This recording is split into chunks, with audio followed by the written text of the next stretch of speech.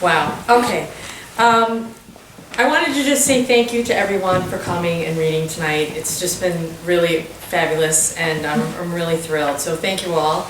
Our final reader is Kevin McIlvoy, who I had the pleasure to meet many years ago now, it seems, in Indiana at a writing workshop. And I'm so thrilled that he agreed to come here a little bit early in advance of our Push to Publish conference and spend a little time with all of you guys. So I know he would be happy to talk with you over hot cider if that's what you would like to do. So Mac lives in Asheville, North Carolina, where he has taught for the Warren Wilson Creative Writing Program MFA for 25 years.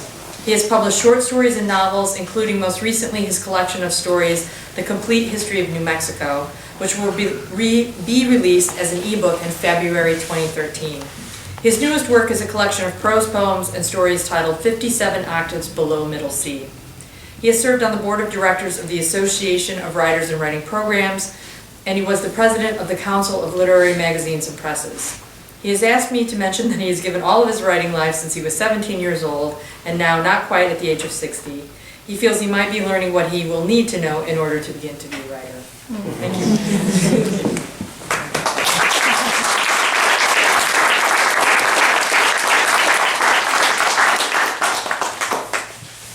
I have not been sitting here listening to the great readings thinking about the cookies in the next room. Not at all, but now that it's time for me to read, I must admit I'm thinking about it. Hey, thanks for coming to our reading, and thank you, readers, for the inspiration of your work. I really did enjoy it very much, and I feel very grateful to get to read with you this evening. I hope that you have received chain letters, and that you've had that marvelous experience. A chain letter, I truly do consider it a marvelous experience. A chain letter is an act of prayer. It is a very innocent thing, and it is also an act of emotional blackmail. And that it can be both those things at the same time is, to me, quite marvelous. That it can be inherently poetic and at times sound like a bumper sticker is also, I think, quite beautiful. That it can have a sense of musicality about it, and that it can also have these kinds of jingles in it. Everything about that form, I think, is magic, and I never will feel anything but the will to welcome another chain letter into my life. I say this because it's now my intention to friend all of you. And the next time I receive a chain letter, to send it to you. This will be very brief. It really will pass swiftly. It is entitled Chain. Love crosses impossible distances for any man who says yes, but stops on the very spot in the very hour that one man will not. How far will you travel? And for what treasure? Leavers believe that believers will leave. On its way to you, this miracle has traveled without rest 7 years, across 7 continents, to bring countless men the wildest dreams, the private wishes, pleasures, and blessings of love they have never expressed ever. This is not a test. Copy this out. Copy this down to stop love's stubbornness. Why don't you? No strings are attached to your gift from the universe of believers, brothers and lovers, lovers and brothers who want you to know the bliss they have known, since sending out 7 handwritten copies for 7 other men within 1 week of receiving this correspondence. A man looking for a liver for his dying daughter did not send the letter. 5 days later, 2 donors matched, but no doctors would put her on their lists. With critical time passing, 2 more donor matches were found, but reassigned, and at the very end, the original 2 as well. She fell into a coma and would have died. She would have died. She would have. Another chain letter arrived in the mail on what would have been the last day of her life. The rest is one link in the legend of the long, unbroken chain along which we reach hand over hand until our own hands are exchanged for the hands we need. Do you believe? The receivers believe that believers receive. You and your lost friends, your lost lovers and you can join hands again, can't you? You need a wider net, a straighter path, an unmarked, open, simple, single map to regain what has gone, to summon what has not come, to find what could not be found. Heaven sends a lever that fits your hand and asks only that you copy down and pass on these 1,700 words one man wrote in the allotted time long ago. Why won't you roll away the one white flat stone in your way? Copy this down to know how you knew and will know innocence again. A giant's giant sleep, a mote's looping flight, a shadow chasing light on tree limbs, a child's hand, your hand, reaching in dreams for the 7 faces of the moon. Copy this out. Copy this down. After 4 years of searching, losing hope and searching, 3 brothers in their 70s found their father 7 states away. On the same day, he sent 7 copies of this letter to 7 utter strangers. 7 men in the same emergency room at 7 a.m. on a Saturday in July survived food poisoning because they sent the letter and didn't delay and didn't ask why and will never regret it now, though they all admit it. They all admit it, how silly they felt and rude and ashamed. Can we comprehend it?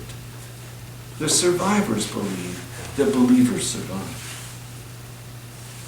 No chances were involved, and no coincidence, and no code names, and no secret tricks, and no risks of any kind in all these documented cases of joy in over 70 years of the unbroken chain.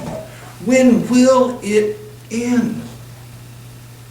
Are you a deluded man, deluded by other men into sharing delusions about when you must quit being children and must break words like black bread and must never make words particles of sand or cedar shavings you mill between your palms and spread across your hands to bring to your mouth, or taste only to taste the sun, or eat to eat the whole forests and oceans of rising and falling longing you have known? When will it end? It will end when you copy this out. To write one length of chain 7 links long and pass this task on and pass this task on and pass this task on, so that when the chain lengthens by 7 times 10 and 10 times 70 again, you are that many chain lengths closer to being loosened and unbound. Copy this down. Copy this hymn by a chorus of men who only wish to sing but who need a brief dusk in the meantime, a long dawn in the meantime, 7 dreams of 7 fortunes, to reclaim what has come and gone, to find and lose and find what should be found. A man who fell in love with the same woman 7 times, who loved him less each time he fell, sent 7 other falling, failing men the letter. And in only 7 years, which seems a long time if you are not that man, in only 7 years, the smallest piece of a life's long chain, she wrote to him to say that someday she would write to him again. If you are not that man, that much doesn't mean much. But 7 ifs can become 7 whens if you are him. Are you him? Heaven sends scissors that fit your hand and demands you use them to cut it down, spit it out like laughter underwater. Face it the way you face your cord being cut, or the jump that begins your flight, or the first silence that announces your deafness, or the distance and dearness and the blame and forgiveness sounding all at once in her voice, or the loss of breath and the next last loss, or her closeness that even in remembrance feels like wondrous blindness. When will you write the lines of this one letter to trace out the face of the wind on the water you drown in? A teacher, too proud of his wit, too ready to punish all lovers with it, who made fun of the letter in a high school class, fell ill that instant before his students. In a fever and growing hysterical, he passed out.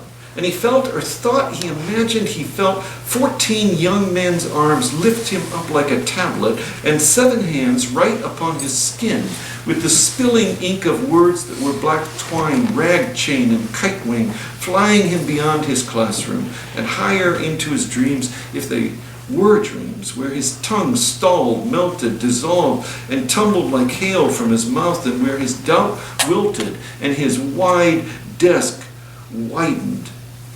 And on it were the 7 copies he would send when he awakened. Can you name 7 young men who never made a wish? And 7 old who never will again? And 7 old and 7 young who failed to write to the women and men who loved them? Can you name 7 who don't also know 7 once wishing, would be wishing, or will be wishing, will be writing, would be writing, writing men? Name them. In the long run, to be a lover, you need new hope in unlikely luck, an accidental bonus, improbable justice, 1 letter in 1 envelope with which you can address your lack of conviction 7 times over, don't you? To be a lover, heaven in the long run makes you poorer by the power of 7 and offers you 1 nothing less than nothing and asks something of you 7 times more than you have ever done. You might never in your lifetime receive another letter like this one. Begin writing. Thank you, everyone.